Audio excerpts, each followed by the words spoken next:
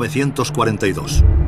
Con el ejército alemán movilizado por Europa, el arma de terror más potente de Hitler, la Gestapo, trabajaba a toda máquina, aplastando a la oposición e implementando la solución final de Hitler, la exterminación de los judíos.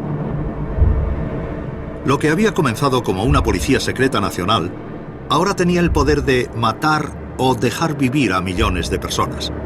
Mientras el Tercer Reich se apresuraba hacia su destrucción y Hitler se enfurecía en su búnker, la Gestapo llegaría a nuevas cotas de desorden y brutalidad. Pero después de la guerra, sus oficiales simplemente desaparecerían. Y el mayor misterio de todos sigue estando ahí: el destino del creador de la Gestapo, Heinrich Müller. La Gestapo. El final. Desde 1933, los alemanes vivían con miedo a la Gestapo. Pero lo que iban a ver en los años de la decadencia del Reich de Hitler superaría sus peores pesadillas. Múnich, capital de Baviera. Aquí se había gestado el movimiento nazi original, pero a principios de 1943 empezaron a aparecer panfletos por la universidad y la ciudad en nombre de un grupo que se hacía llamar la Rosa Blanca. Hablaba en nombre del número creciente de alemanes desilusionados por la guerra y la manera de Hitler de gestionarla. Iba dirigido directamente a la gente joven. El pueblo alemán te observa. Ya lo tuvimos que hacer cuando gobernaba Napoleón. Ahora levantémonos contra este gobierno, contra este régimen. La Gestapo reaccionó con rapidez y violencia. El grupo de la Rosa Blanca eran disidentes inexpertos, liderados por los jóvenes hermanos Sophie y Hans Soll. No mucho después, la Gestapo ya había atrapado a casi todos los miembros del grupo. En febrero de 1943, tras un breve juicio espectáculo, los Soll, junto a otros estudiantes de la Rosa Blanca, fueron ejecutados. La Gestapo había hecho una fuerte declaración pública, ya que se enfrentaban a algo nuevo, una enorme corriente de oposición en casa. Gran parte de esto fue provocado por la suerte de Alemania en la guerra, que estaba mermando rápidamente. El asalto al este había fracasado, el crudo invierno ruso se había cobrado su parte y el Wehrmacht había sufrido enormes pérdidas. Casi 1 millón de hombres habían muerto, la mayoría en Stalingrado, en la batalla más grande que el mundo haya visto jamás.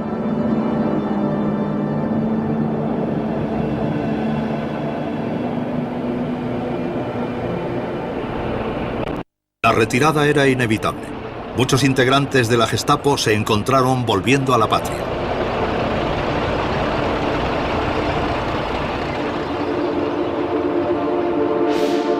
Pero no era la Alemania confiada que habían dejado atrás, aunque el gobierno parecía seguir creyendo en el sueño nazi.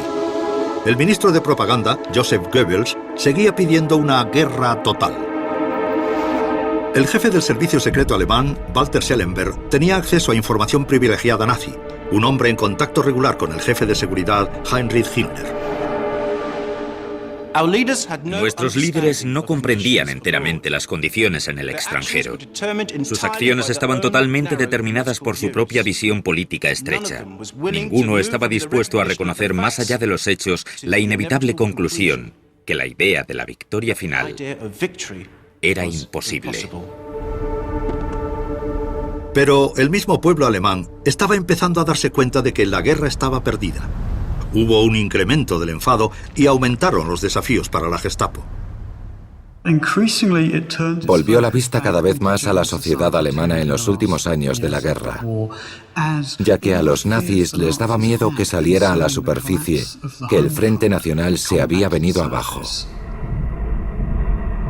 Puede que la propaganda le hubiera estado diciendo una cosa al pueblo alemán, pero en sus casas ellos oían otra. La radio, el medio más eficaz para la propaganda del gobierno, se convertía ahora en una amenaza para el liderazgo nazi, ya que las ondas de radio no conocen fronteras. Hier spricht die Stimme aus Amerika. Zunächst die wichtigste Nachricht. In den Nächten zum Sonntag und Montag hatte die Royal Air Force 2 Großangriffe auf Berlin ausgeführt. Escuchar emisiones extranjeras no solo era ilegal, sino una traición. La Gestapo tomó medidas drásticas. Mi abuelo era entusiasta aficionado a la radio y siempre escuchaba la radio inglesa. Llamaron a mi abuela y mi abuelo dijo que iría con ella. Y la Gestapo le detuvo enseguida porque admitió que había escuchado Radio Londres.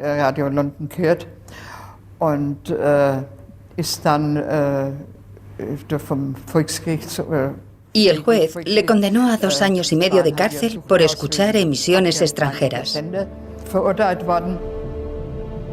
La Gestapo no dejó de lado sus otras tareas para completar el plan de pureza racial, la solución final. Era algo de lo que el jefe de la Gestapo, Müller, se había encargado personalmente. Habían dado instrucciones en la conferencia de Wannsee y Müller se enorgullecía de completar sus encargos. Todavía quedaban unos pocos judíos de pura sangre en Alemania, pero Müller estaba decidido a deshacerse de todos ellos. Existían unas leyes complicadas sobre la sangre judía y los matrimonios. Hasta entonces, los judíos casados con arios habían estado protegidos de ir a los campos de cierto modo, pero eso ya no era suficiente para mantener alejada a la Gestapo. El padre de Clara Helen Gredin era judío y su madre protestante. En 1919, ella se había casado con un protestante, un hombre de negocios con el que había tenido 3 hijos. Trabajaba con niños minusválidos en el hospital de Kronberg y también era voluntaria con la Cruz Roja. Una ciudadana modelo, aunque eso no impresionaba a la Gestapo. Sus padres habían sido ricos, pero les habían confiscado la casa y la habían convertido en el cuartel local del partido nazi. Y su nueva casa también era un objetivo. Nos pusieron en el buzón "Una judía vive aquí" o algo así. Había un muro, el muro del jardín, y habían pintado con letras enormes. Esas cosas pasaban. Desde 1939, como todos los judíos del Reich, Clara tuvo que añadir un nombre extra en todos los documentos. Era Sara para las mujeres e Israel para los hombres. Clara ponía cuidado en obedecer las reglas, hasta que un día de 1943 olvidó escribir su nombre extra, Sara, en el libro de racionamiento. Fue un despiste, pero también la única excusa que necesitó la Gestapo. Apenas un año después, el 25 de mayo del 43, nuestra madre tuvo que informar a Gestapo porque tenía una citación. Todos fuimos juntos, llegamos a Frankfurt Oeste y nos separamos. Yo fui a la oficina y mi madre fue al 27 de Lindenstraße, que era la Gestapo. Acordamos que si no oíamos nada antes de mediodía, iríamos allí. No oímos nada, así que nos reunimos y fuimos allí. 27 de Lindenstraße, cuartel general de la Gestapo, Frankfurt. Aquí es donde Clara y sus hijas se encontraron con un hombre conocido como compañero de la muerte. Heinrich Baab ingresó en la policía prusiana en 1928. 9 años después, le enviaron a la Gestapo y desde 1942 estuvo trabajando en Frankfurt como agente de asuntos judíos. Más tarde, varias personas testificarían que se jactaba de haber aniquilado y exterminado a 387 mujeres. Yo llegué. Había una escalera enorme que había que subir hasta el despacho. Un hombre mayor bajó a trompicones con un pan bajo el brazo y nos dijo que le habían echado escaleras abajo. Solo había querido preguntar si podía llevar un poco de pan a su mujer en la cárcel.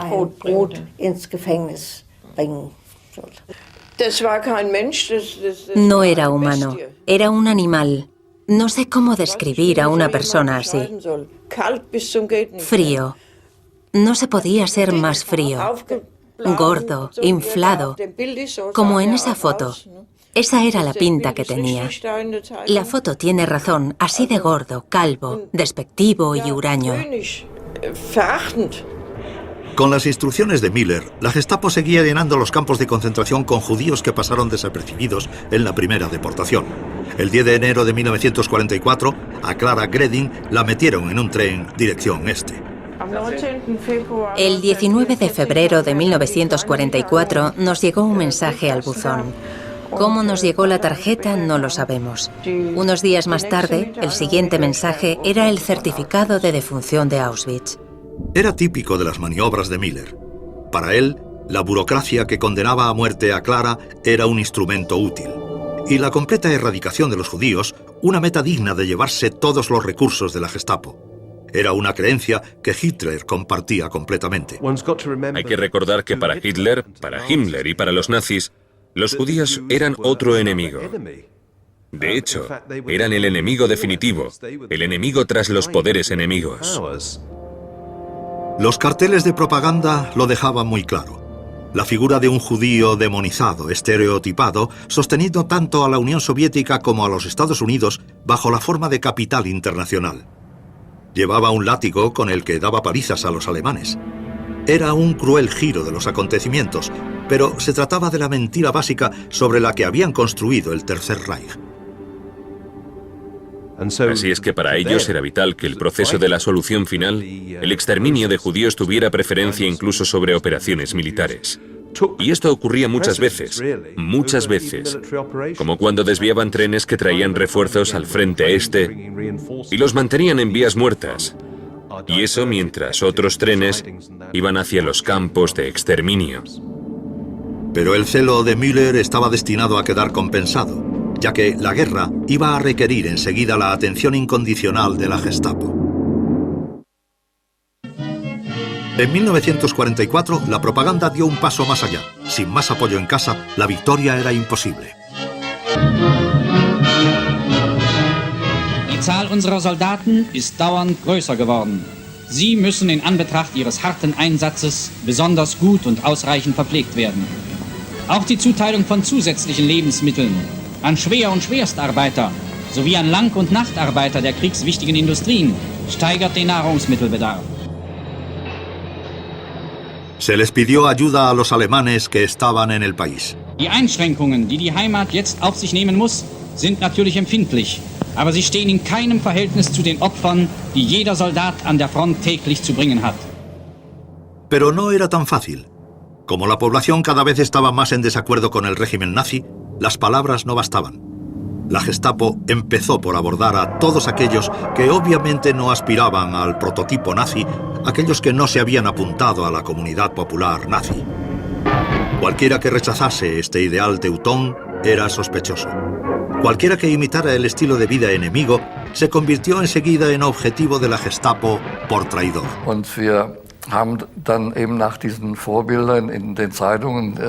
Teníamos otros modelos. Teníamos unos dibujos en los papeles que los nazis hicieron públicos y los tomábamos como modelos.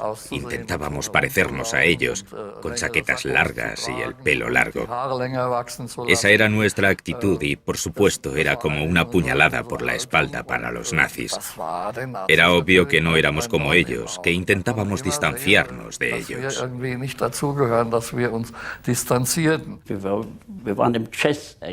Nos volvía locos el jazz y bailábamos swing. Nos apasionaba el baile. Luego empezaron a llamarnos los chicos del swing.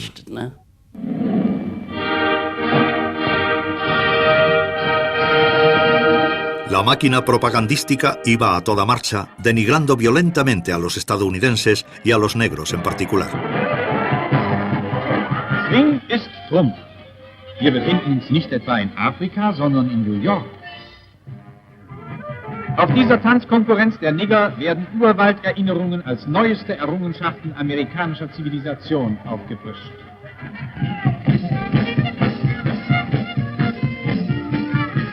Und weiße Menschen legen anscheinend Wert darauf, die Nigger noch zu übertrumpfen. Das hier sind Teilnehmer einer Swing-Dauertanzkonkurrenz.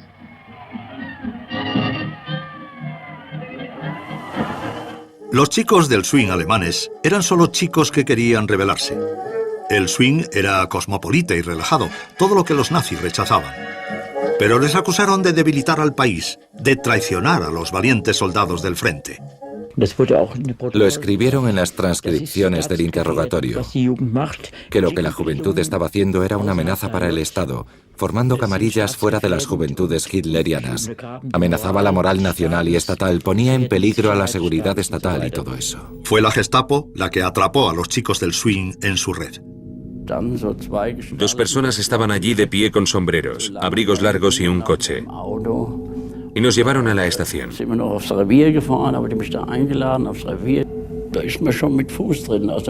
Cuando estábamos de camino empezaron a pegarnos. Y luego durante el interrogatorio en un sótano, donde nos encerraron y nos interrogaron, nos tiraron por las escaleras. Cada vez estaban más furiosos. Querían oír algo específico que ya habían decidido, probablemente escrito ya para informar a Berlín de su heroica acción, de lo que habían encontrado entre la juventud y de lo subversivos y criminales que éramos.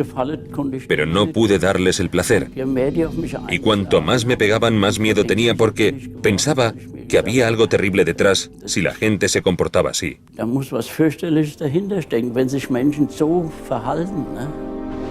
Y ocurría lo mismo por toda Alemania. Me encerraron una noche en un sótano del edificio de la Gestapo y me tuvieron allí 20 días.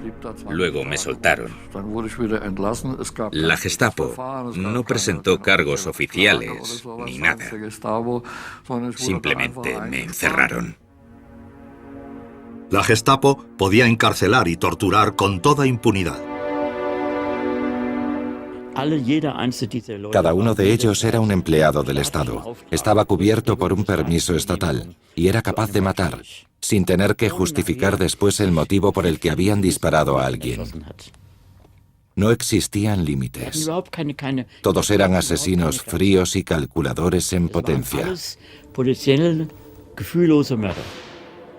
Aunque el apoyo entre los alemanes de a pie no era lo que había sido, la Gestapo aún dependía mucho de sus informadores.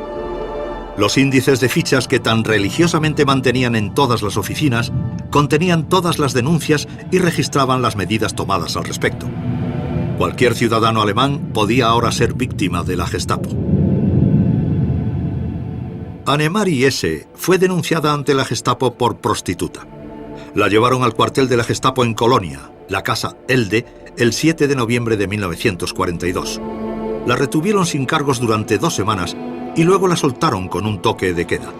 Debía estar en casa antes de la medianoche. Durante 2 años obedeció.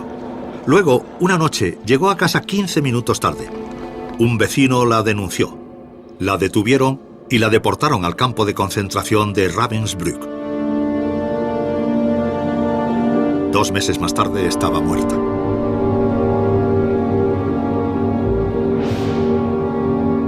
Pero estas persecuciones rutinarias ocultaban el hecho de que la Gestapo no estaba llegando al creciente núcleo de la oposición alemana y poco después se enfrentarían a un desafío que les abrumaría.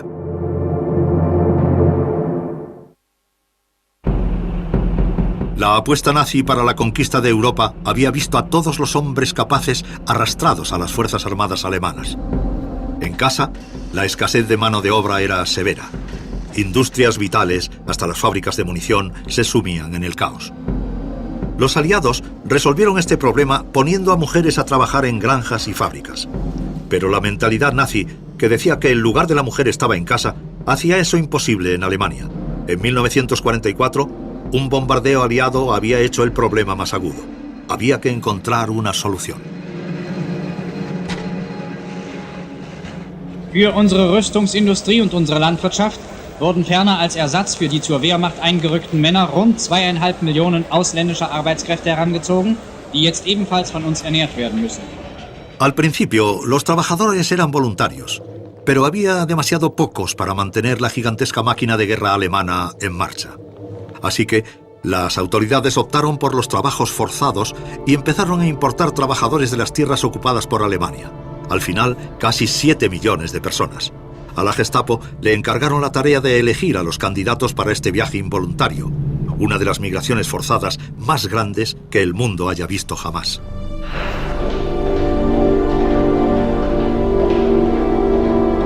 Helen Moskiewicz Era una joven activista de la resistencia judía que se había infiltrado en las oficinas de la Gestapo en Bruselas.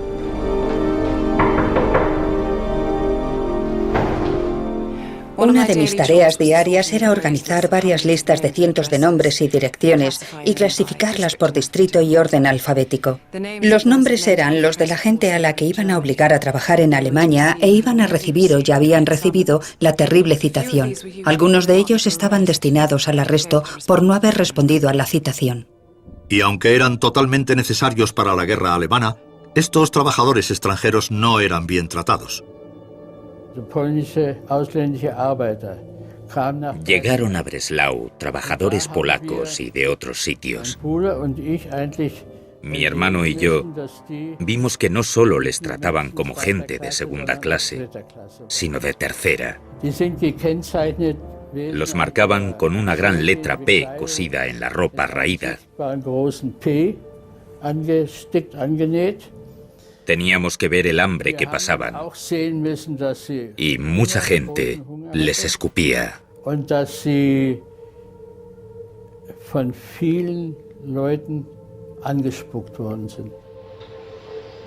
Pero no todos los alemanes eran hostiles. Algunos les pasaban bebida y comida a escondidas. Para la Gestapo, esta mano de obra alienada representaba un enorme problema de seguridad. Su solución fue predecible. En ausencia de un servicio de inteligencia real, dieron castigos ejemplares y despiadados a todo aquel que llamara su atención. El trabajador italiano Salvatore Bertorelli fue acusado falsamente de sabotaje. Había una casucha como esta habitación, y yo estaba cortando leña. El capataz vino y me dijo, «Sal». Salí inmediatamente, y cuando lo hice, detrás de la puerta había dos enormes tipos de la Gestapo. ¿Sabes? Yo salí todo inocente, y claro, me atraparon. Cuando vi a la Gestapo pensé, problemas, muchos problemas, y me oriné encima. Fue enviado a un campo de concentración especial dirigido por la Gestapo para la llamada educación laboral. Para la mayoría era una sentencia de muerte. Estaba mirando al guardia y había un prisionero italiano arrodillado fuera del barracón, haciendo como un paseo o un camino. Estaba poniendo ladrillos de canto y estaba arrodillado, golpeando los ladrillos. Dos oficiales pasaron. Yo estaba mirando por la mirilla de la puerta. Y uno sacó su pistola y le disparó. Sin más. Bertorelli tuvo suerte. Sobrevivió hasta que el campo fue liberado por soldados británicos. 20 de abril de 1944. El cumpleaños de Hitler. Un día de celebración nacional. Cuando las altas esferas se desvivían por superar al otro por hacer regalos para contentar al Führer. En el pasado habían sido informes de nuevos éxitos contra el enemigo. Ese año, sin embargo, había menos que ofrecer. Das Geschenk des deutschen Volkes zum Geburtstag Adolf Hitlers war ein einziges Bekenntnis der Treue zum Führer, des festen Willens zum Kampf und unbeugsamen Widerstand bis zum Sieg.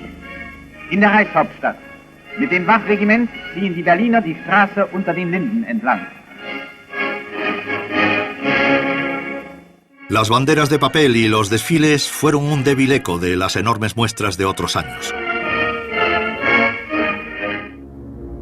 La técnica de terror despiadado e indiscriminado de la Gestapo conseguía mantener a la oposición bajo control, al menos en la superficie. Pero su poca capacidad para conseguir verdadera inteligencia era una debilidad que le había costado en el pasado y volvería a hacerlo. El ejército, con su propio código de honor, nunca había tenido espías de la Gestapo. Y aún así, eran militares tradicionalistas de alto rango los que cada vez odiaban más a los nazis. Esos disidentes eran muy capaces de ser más hábiles que la Gestapo y poner una bomba al lado del mismísimo Hitler.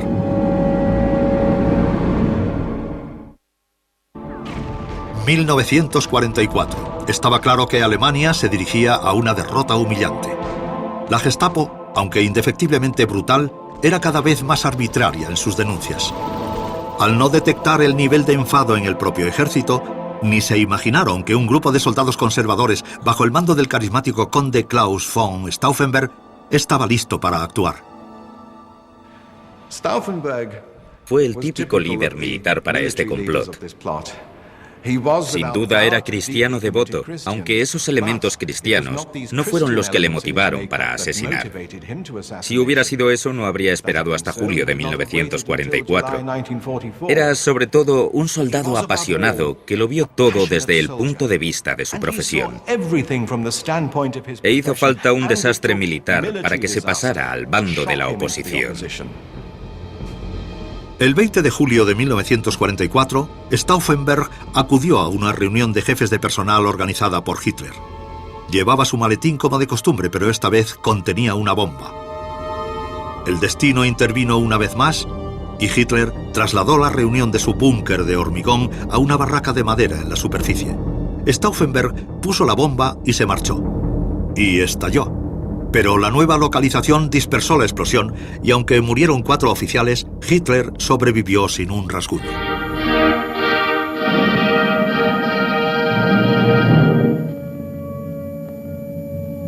Das ist der Schauplatz des verbrecherischen Anschlages, den ein kleiner Kreis gewissenloser Offiziere am 20. Juli auf den Führer und auf den Stab der Wehrmachtführung verübte. Era el caos.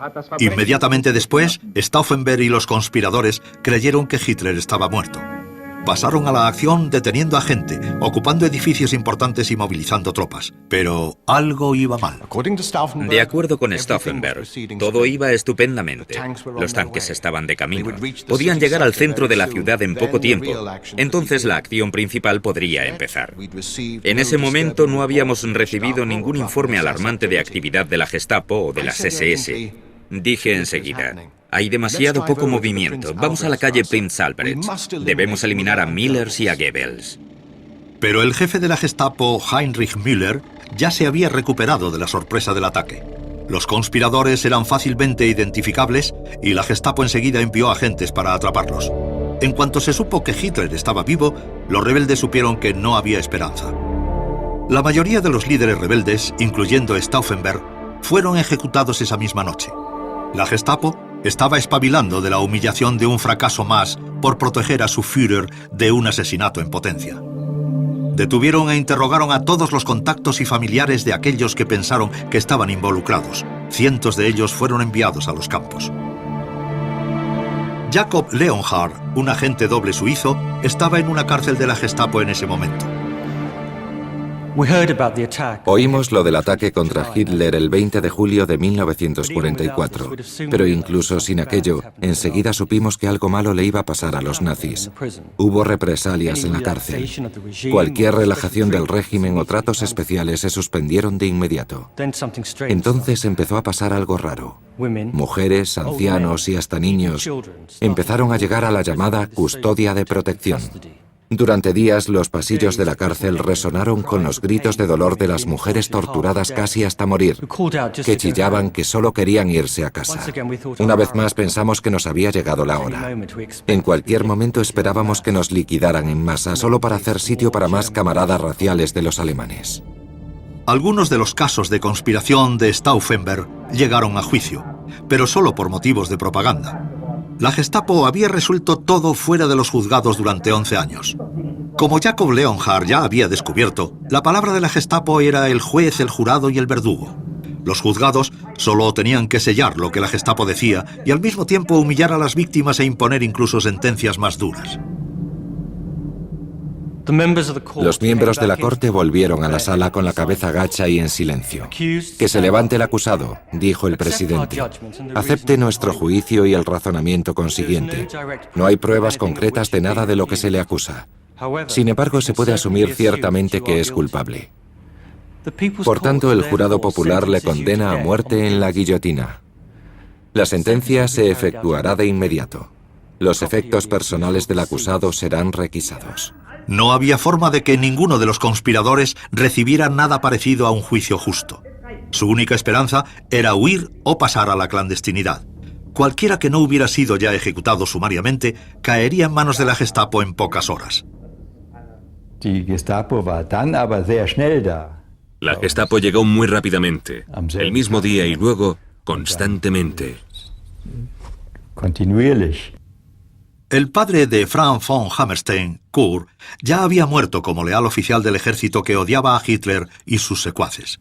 Dos de sus hijos, Konrad y Ludwig, formaban parte del complot de Stauffenberg y la Gestapo lo averiguó enseguida. Intentaron sacarnos toda la información sobre el paradero de mis hermanos. Fingimos que no sabíamos nada y funcionó.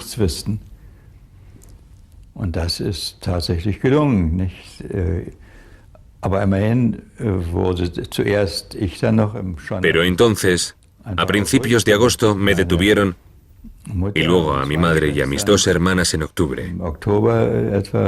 Me llevaron a la cárcel de la Gestapo en la calle Lerter. La familia von Hammerstein guardó el secreto y nunca atraparon a los hermanos. Muy pocos escaparon a la red. Hans Berg Gisevius consiguió llegar a Suiza muy consciente del destino de los demás. Durante día y noche, incluso cuando comían, cuando caminaban por los andamios, iban encadenados de pies y manos. No les daban bien de comer o les trataban tan bien como a los criminales de guerra de Nuremberg. Pero no es posible describir el tipo de interrogatorios que se practicaban en la calle Prinz Albrecht. Nosotros sí, a los que martirizaron y heroicamente guardaron el secreto. Sin embargo, no debió de ser fácil morir entre las risas burlonas de los hombres de la Gestapo.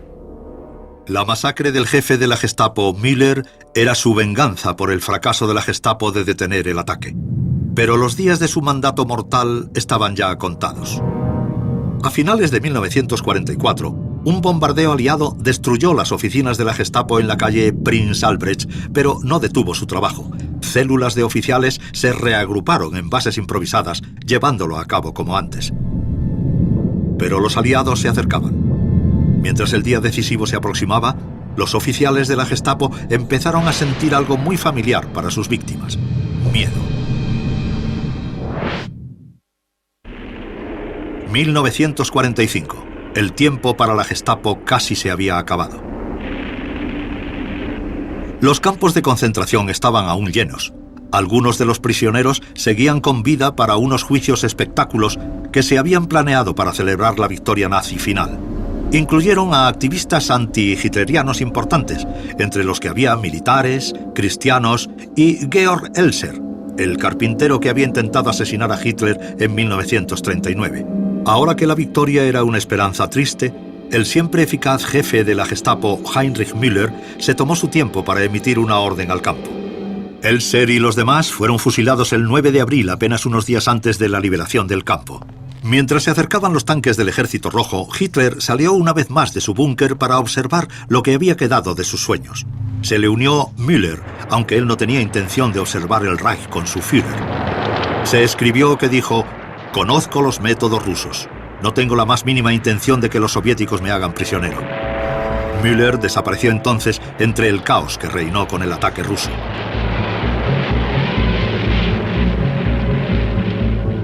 Su jefe, Heinrich Himmler, jefe de las SS y cofundador de la Gestapo, también intentó escapar. Unos soldados británicos le atraparon. In Lüneburg lies the body of the most hated man in Europe, Heinrich Himmler, chief of the Nazi secret police and the savage SS troops. Captured while posing as a civilian, Himmler was carrying tiny vials of poison. Under examination, he bit into one, concealed under his tongue. Propped up for official photographs, this Nazi who terrorized a continent has met in violent death his proper end. Hermann Göring, el primer líder de la Gestapo, también fue capturado. Al verse ante una sentencia de muerte en los juicios de Nuremberg en 1946, también se tragó una cápsula con veneno que tenía escondida. Le mató y volvió su cuerpo de un color verde brillante. Destruida la Gestapo, el arma más mortífero de Hitler, la espada quedaba rota en 1000 pedazos. Pero, ¿qué pasaba con los oficiales de la Gestapo que tanto tiempo habían gobernado por encima de la ley? Aquellos que habían torturado, encarcelado y matado sin ningún cargo de conciencia ni atadura, algunos fueron llevados ante la justicia. Heinrich Bahr, el oficial de asuntos judíos de la Gestapo de Frankfurt, que había deportado a Clara Gredin, tuvo un juicio en su ciudad natal, Frankfurt. Le acusaron de deportar a judíos y gitanos a los campos de exterminio del Este. Se llamó a testigos para que describieran la brutalidad con la que trataba a sus víctimas. Lo negó todo.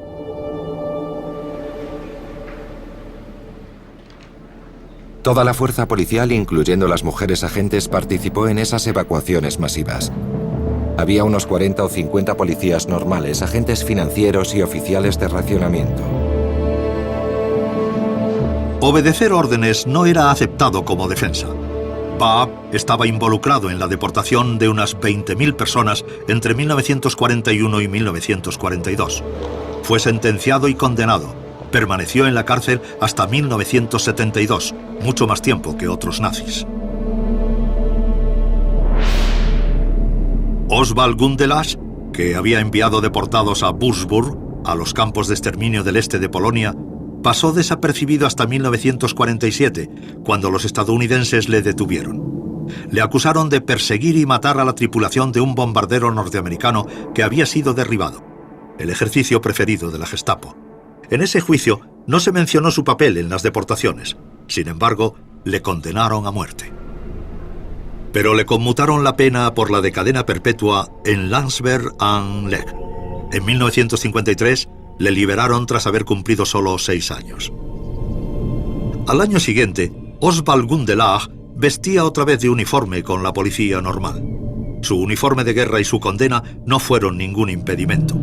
Le ascendieron a superintendente y se jubiló en 1963. En su certificado de jubilación le agradecen sus 40 años de servicio. 40 años que incluyen el tiempo que pasó como oficial de la Gestapo, deportando a hombres, mujeres y niños a los campos de exterminio y asesinando a tripulaciones de bombarderos aliados. Kurt Liska fue líder de la Gestapo primero en Colonia y luego en París, donde fue responsable de las deportaciones de judíos y de la detención y tortura de activistas de la resistencia. Tras la guerra, volvió a Colonia, donde vivió tranquilamente en el extrarradio hasta que le descubrieron en 1971 los cazadores de nazis parisinos Serge y Beate Klasfer. Aunque un tribunal militar aliado en Francia le había condenado in absentia, una grieta legal evitó que pudieran juzgar a Liska en Alemania.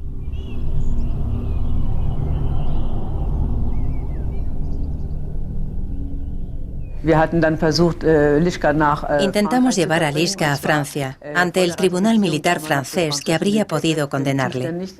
Queríamos llevarle a París, a su antiguo despacho de la calle de Sossés, y decírselo a los periodistas que Liska estaba en Francia, y las autoridades francesas tenían que detenerle y juzgarle. El intento de llevarle a Francia fracasó, pero la presión que ejercieron los Klansfer llevaron a un cambio en la ley alemana, y en 1978, por fin, le pudieron juzgar en Alemania entre un caos de publicidad mediática. 35 años después de sus crímenes, le condenaron a 10 en la cárcel.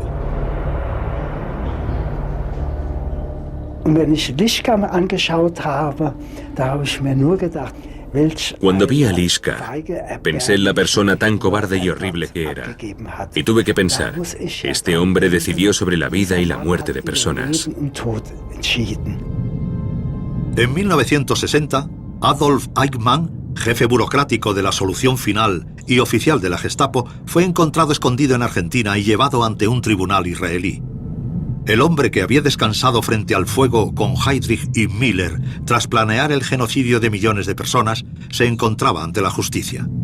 Él también alegó que seguía órdenes y que como mero chupatintas no mató a nadie. In Ihrer polizeilichen Vernehmung sagten Sie, dass wenn Ihnen der Reichsführer gesagt hätte, dass Ihr Vater ein Verräter sei, hätten Sie ihn eigenhändig erschossen. Ist das richtig? Wenn er Verräter gewesen wäre, an Nein, wenn der Reichsführer Ihnen gesagt hätte. Hätten Sie ihn erschossen, Ihrem eigenen Vater? Dann setzt es voraus, er hätte mir es nachweisen müssen. Wenn er es nachgewiesen hätte, wäre ich verpflichtet gewesen, gemäß meinem Fahneneid. Hat man Ihnen nachgewiesen, dass die Juden müssen vernichtet werden? Ich habe sie nicht vernichtet. Pero había suficientes pruebas para demostrar que Eichmann sí que tenía las manos manchadas con la sangre de millones de personas. El ayudante de Eichmann, Dieter Wislicznik, dio pruebas de ello en el juicio. Eichmann me dijo que las palabras solución final querían decir el exterminio biológico de la raza judía. Me di cuenta de que la orden significaba la muerte de millones de personas y que el poder para ejecutar esa orden estaba en manos de Eichmann, sujeto a la aprobación de Heydrich. Y aún así, Eichmann no aceptaba la responsabilidad. Meine Schuld ist mein Gehorsam, meine Unterwerfung unter Dienstpflicht und Kriegsdienstverpflichtung, unter Fahneneid und Diensteid. Die Führerschicht, zu der ich nicht gehörte, hat die Befehle gegeben. Sie hat meines Erachtens mit Recht Strafe verdient für die Gräuel, die auf ihren Befehlen an den Opfern begangen wurden. Aber auch die Untergebenen sind jetzt Opfer. Ich bin ein solches Opfer. Eichmann fue condenado a muerte. Pero él es la excepción más que la regla. Quizá lo más sorprendente de toda la historia de la Gestapo es que muy pocos de sus oficiales fueron castigados por sus crímenes. Hasta los oficiales de alto rango, famosos por su crueldad gratuita, sobrevivieron a la desnazificación, reingresando en la policía normal.